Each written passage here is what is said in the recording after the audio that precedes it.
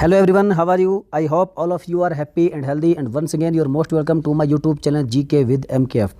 Friends, जो हमारी भूगोल की टॉप 1000 प्रश्नों की सीरीज़ चल रही है जिसमें आपको लूसेंट जीके का पूरा निचोड़ मिलने वाला है, तो उसकी ये तीसरी वीडियो है, पार्ट नंबर 3 है। वीडियो को बिना स्किप किए एंड तक पूरा ध्यान से देखिएगा और अंत में पूछे गए प्रश्न का जवाब भी आप कमेंट बॉक्स में डिटेल के साथ लिखने की कोशिश करिएगा। साथियों, प्रश्न वाकई मोस्ट इंपॉर्टेंट है। एक एक प्रश्न आप जब देखेंगे तो आप खुद समझ जाएंगे ये प्रश्न सभी प्रतियोगी परीक्षाओं के लिए मोस्ट इंपॉर्टेंट होने वाले हैं। लूसेंट ज्योग्राफिक जीके की बुक का पूरा निचोड़ है, इसलिए ध्यान से देखिएगा। तो चलिए फ्रेंड्स, वीडियो को शुरू करते हैं। पहला दमदार प्रश्न है कि बांग्लादेश में प्रवेश करने के बाद ब्रह्मपुत्र नदी को किस नाम से जाना जाता है? सांगपो, दिहांग, कोकिला या फिर जमुना? तो फ्रेंड्स, इसका राइट आंसर है ऑप्शन नंबर डी, जमुना नदी।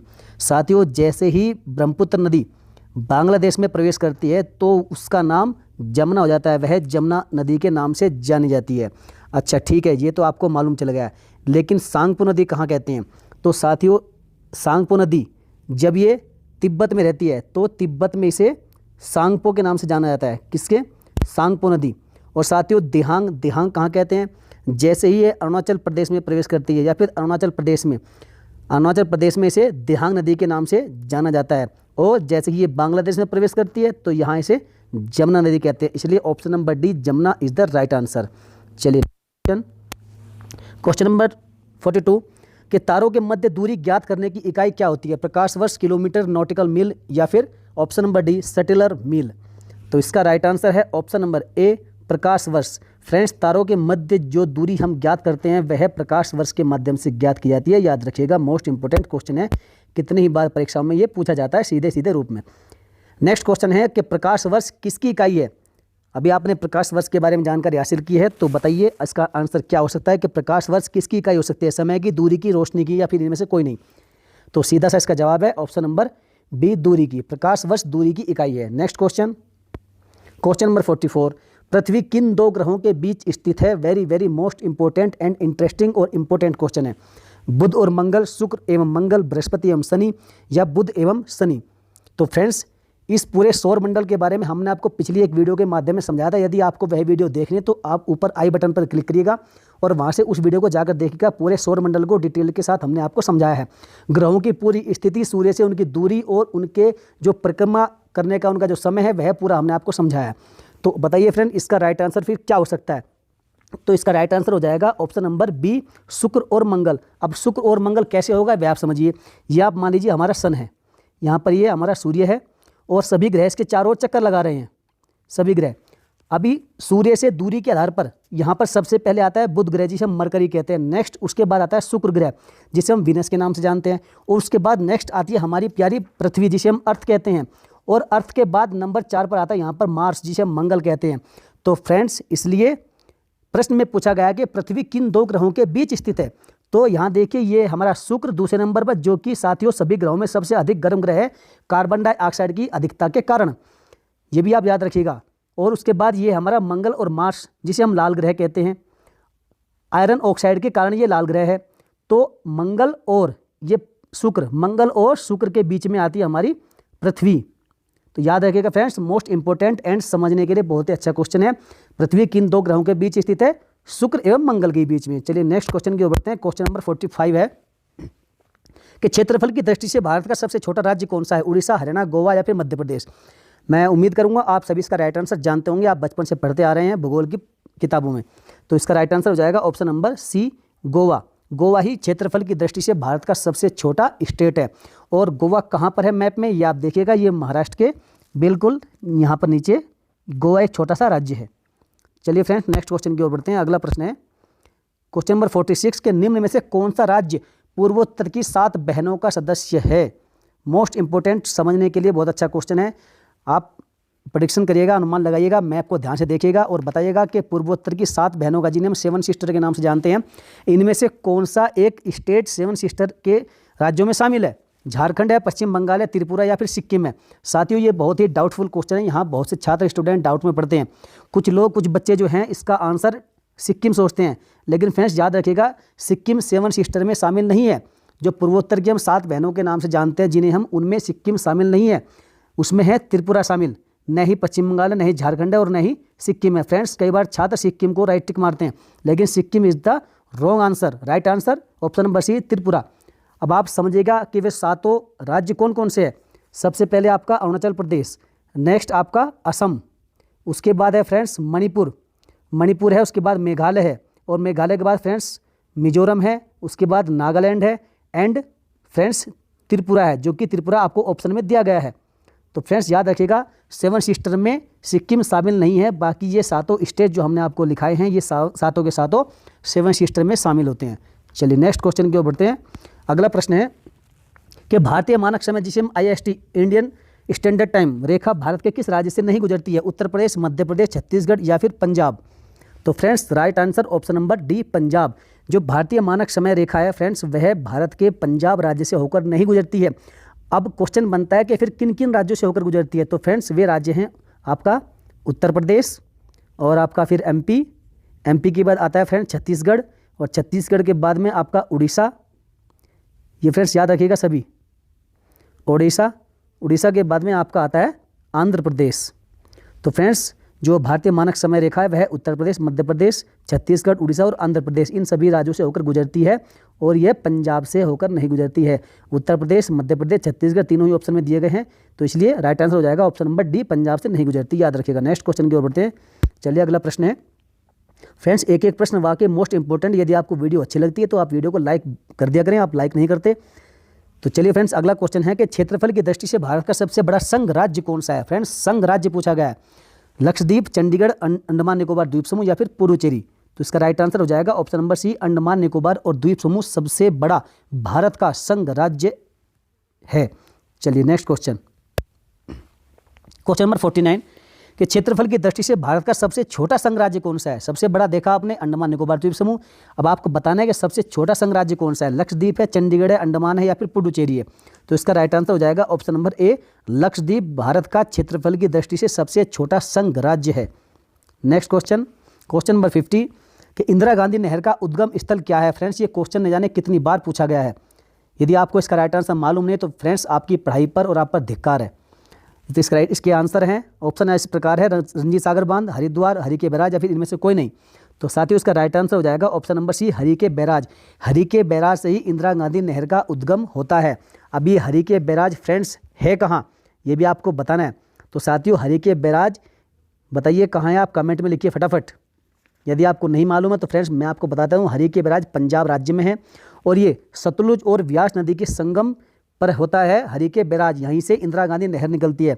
और फ्रेंड्स इंदिरा गांधी नहर को राजस्थान की जीवन रेखा भी कहा जाता है, क्योंकि राजस्थान की सूरत बदलने में इस नहर का महत्वपूर्ण योगदान है। मोस्ट इंपॉर्टेंट क्वेश्चन है, याद रखिएगा। उसकी लंबाई लगभग 649 किलोमीटर की इसकी लंबाई है, और आपको मालूम है कि आपको ये पंजाब राज्य से निकलती है हरि के बैराज से। और साथियों याद रखिएगा इसे राजस्थान में मरुगंगा भी कहते हैं। राजस्थान की ये मरुगंगा कहलाती है। खासकर पश्चिमी राज्यों का तो इसने भूगोल ही बदल दिया, क्योंकि रेत के टीलों वाले प्रदेशों में हरियाली हो गई है इस नहर के कारण, इसलिए इसे राजस्थान की मरुगंगा के नाम से जाना जाता है। फ्रेंड्स याद रखिएगा ये मोस्ट इंपॉर्टेंट क्वेश्चन है। चलिए अगला प्रश्न है क्वेश्चन नंबर 51 कि भारत का सबसे प्रसिद्ध यूरेनियम खान जादूगोड़ा भारत के किस राज्य में स्थित है? फ्रेंड्स एक बार फिर से पिछले प्रश्न पर चलते हैं।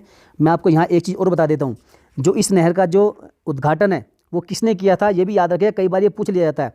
तो इसका गोविंद बल्लभ पंत ने इसका इनॉग्रेशन किया था, इसका उद्घाटन किया था। चलिए फ्रेंड्स नेक्स्ट क्वेश्चन की ओर बढ़ते हैं। अगला प्रश्न है, तो बताइए 4 ऑप्शन आपके पास हैं। जादूगोड़ा भारत के किस राज्य में स्थित है? बिहार में है, झारखंड में, कर्नाटक में या फिर ऑप्शन नंबर डी पश्चिमी बंगाल में है? तो इसका राइट आंसर है ऑप्शन नंबर बी झारखंड में। फ्रेंड्स ये जादूगोड़ा जो खान है ये है झारखंड में स्थित है। और कहाँ पर? झारखंड में। और झारखंड की कैपिटल क्या है? वो है रांची है। और आपको पता है फ्रेंड्स यूरेनियम का जो परमाणु क्रमांक है वह होता है 92, और इसकी मास वैल्यू होती है फ्रेंड्स 235। तो याद रखिएगा जो इसकी मास वैल्यू 235, परमाणु क्रमांक 92। और यूरेनियम के जो खान है प्रसिद्ध खान जादूगोड़ा ये है झारखंड में स्थित है, और झारखंड की कैपिटल है, राजधानी है रांची। चलिए अगले प्रश्न की ओर बढ़ते हैं। क्वेश्चन नंबर 52 कि तिब्बत में किस नदी को सांगपो कहा जाता है? ये आपको पिछले क्वेश्चन में बता दिया गया है, गंगा, गोदावरी, ब्रह्मपुत्र या फिर कोसी। तो इसका राइट आंसर है friends option number C Brahmaputra. चलिए next question, question number 53, Sambhar झील भारत के किस राज्य में स्थित है? हरियाणा, उत्तराखंड, कर्नाटक या फिर राजस्थान? वेरी सिंपल क्वेश्चन है। Right answer option number D, Rajasthan में ही सांभर झील स्थित है। और कहाँ पर? राजस्थान के राजधानी जो है जयपुर जिले में। फ्रेंड्स राजस्थान की कैपिटल जयपुर जिले में ही ये सांभर झील स्थित है। और फ्रेंड्स जयपुर को कौन सी सिटी के नाम से जाना जाता है? आप कमेंट करके बताइएगा जयपुर को कौन सी सिटी के नाम से जाना जाता है। नेक्स्ट क्वेश्चन, कि भारत का सबसे लंबा राष्ट्रीय राजमार्ग कौन सा है? NH12, NH10, NH1 या फिर ऑप्शन नंबर डी NH44? तो right answer option number D NH44। Friends ये भारत का सबसे लंबा राष्ट्रीय राजमार्ग है। और ये कहाँ से कहाँ तक? तो ये फ्रेंड्स जम्मू कश्मीर से कन्याकुमारी तक ये जाता है। और ये लगभग इस दौरान ये लगभग 12 राज्यों को कवर करता है। और 12 राज्य कौन कौन से? ये JNK से चलकर पंजाब, हरियाणा, दिल्ली, उत्तर प्रदेश, राजस्थान, मध्य प्रदेश, महाराष्ट्र, उसके बाद तेलंगाना, आंध्र प्रदेश और अंत में कर्नाटक। और कर्नाटक के बाद में ये पहुंचता है तमिलनाडु की कैपिटल कन्याकुमारी में। तो याद रखिएगा जो सबसे लंबा भारत का राष्ट्रीय राजमार्ग है NH44, जम्मू कश्मीर से कन्याकुमारी तक जाता है। चलिए नेक्स्ट क्वेश्चन की ओर बढ़ते हैं। अगला प्रश्न है क्वेश्चन नंबर 55, कि पृथ्वी से आकाशगंगा को सबसे पहले किसने देखा था? न्यूटन, गैलीलियो, मैक्सवेल या फिर इनमें से कोई नहीं? Right answer option number B Galileo ने। पृथ्वी से आकाशगंगा को सबसे पहले गैलीलियो ने ही देखा था। नेक्स्ट क्वेश्चन की ओर बढ़ते हैं। अगला प्रश्न है क्वेश्चन नंबर 56, कि डेथ वैली जिसे मौत की घाटी के नाम से जानते हैं निम्न में से किस मरुस्थल में स्थित है? मोजावे, अमगोरसा या फिर कोलोरेडो या फिर टकला मकान? तो इसका राइट आंसर है फ्रेंड्स ऑप्शन नंबर ए मोजावे मरुस्थल। और मोजावे मरुस्थल है कहाँ? ये कैलिफोर्निया में है। और जिसे हम डेथ वैली के नाम से जाना जाता है, इसे मौत की घाटी भी कहते हैं। तो याद रखिएगा मोजावे मरुस्थल को ही डेथ वैली या फिर मौत की घाटी कहते हैं। फ्रेंड्स एक क्वेश्चन और है, मैं आपसे पूछता हूँ, आप कमेंट करके बताइएगा कि जो ऑप्शन नंबर डी है टकला मकान मरुस्थल, ये किस देश में है? और मैं आपको हिंट देता हूँ कि ये वो देश है जिसने पूरी दुनिया में हाहाकार मचाया है। चलिए आगे बढ़ते हैं। क्वेश्चन नंबर 57, मैगलल जलडमरू मध्य कहाँ स्थित है? आपके ऑप्शन आपके सामने हैं। तो इसका राइट आंसर है ऑप्शन नंबर बी, प्रशांत महासागर और दक्षिण अटलांटिक महासागर के बीच में स्थित है मैगलन जलडमरू मध्य। ये फ्रेंड्स वर्ल्ड ज्योग्राफी का क्वेश्चन है, मैप का क्वेश्चन है, बहुत बार पूछा जाता है। आप याद रखिएगा जो मैगलन जलडमरू मध्य है फ्रेंड्स, वह प्रशांत महासागर और दक्षिण अटलांटिक महासागर के बीच में स्थित है। चलिए नेक्स्ट क्वेश्चन की ओर बढ़ते हैं, कि ग्रीनलैंड किस देश के क्षेत्राधिकार में आता है? रूस, डेनमार्क, कनाडा या फिर अमेरिका? बताइए फ्रेंड्स ग्रीनलैंड किस देश के क्षेत्राधिकार में आता है? इसका राइट आंसर है ऑप्शन नंबर बी डेनमार्क। साथियों ग्रीनलैंड जो है डेनमार्क के क्षेत्राधिकार में आता है। और ग्रीनलैंड के बारे में साथियों आप जानते हैं, पहले आपको कई बार बताया गया है कि भौगोलिक रूप से, यदि भौगोलिक रूप से देखा जाए तो फ्रेंड्स ये है अमेरिका के अंतर्गत आता है, यह है USA के अंडर आता है या फिर उत्तरी अमेरिका, माफ़ कीजिएगा फ्रेंड्स, ये जो ग्रीनलैंड है यह उत्तर अमेरिका महाद्वीप के भौगोलिक क्षेत्र में आता है। लेकिन यदि आप सांस्कृतिक और राजनीतिक तौर से देखा जाए तो यह यूरोप के अंतर्गत आता है। भौगोलिक रूप से उत्तरी अमेरिका और सांस्कृतिक और राजनीतिक रूप से देखा जाए तो यह यूरोप के अंतर्गत आता है। चलिए friends next question, question number 59 है कि मानस नदी किस नदी की सहायक नदी है? गंगा, ब्रह्मपुत्र, गोदावरी या फिर लूनी? तो फ्रेंड्स इसका राइट आंसर है ऑप्शन नंबर बी ब्रह्मपुत्र नदी। साथियों मानस नदी ब्रह्मपुत्र नदी की ही सहायक नदी है। और ये निकलती कहाँ से फ्रेंड्स? इसका जो मानस नदी का उद्गम स्थल है इसका फ्रेंड्स भूटान, यह भूटान से निकलती है। चलिए नेक्स्ट क्वेश्चन, क्वेश्चन नंबर 60 कि अरावली और विंध्य क्षेत्र के बीच कौन सा पठार स्थित है? तिब्बत का पठार, छोटा नागपुर पठार, दक्कन का पठार या फिर मालवा पठार? तो ऑप्शन नंबर डी मालवा पठार is the right answer. Aravalli और विंध्य क्षेत्र के बीच में फ्रेंड्स मालवा का पठार स्थित है। ये प्रश्न बहुत ही इंपॉर्टेंट है और बहुत बार पूछा जाता है। फ्रेंड्स सभी प्रश्न एक से बढ़कर एक है। तो आज का क्विज आपके लिए है, आपको बताना है कि पेंगोंग झील कहाँ स्थित है। साथियों ये पेंगोंग झील वो है जो अभी कुछ दिन पहले हाल ही में बहुत ज़्यादा चर्चाओं में रही है, सुर्खियों में रही है पेंगोंग झील। आपको कमेंट करके बताना है और हो सके तो आप इसके बारे में डिटेल से लिखिएगा। लद्दाख, कर्नाटक, ओडिशा या फिर सिक्किम? बहुत ही सिंपल क्वेश्चन है फ्रेंड्स, जिसने थोड़ा भी जो भी न्यूज़ से अपडेट रहा होगा वह जरूर इसका आंसर कमेंट बॉक्स में बिल्कुल राइट लिखेगा।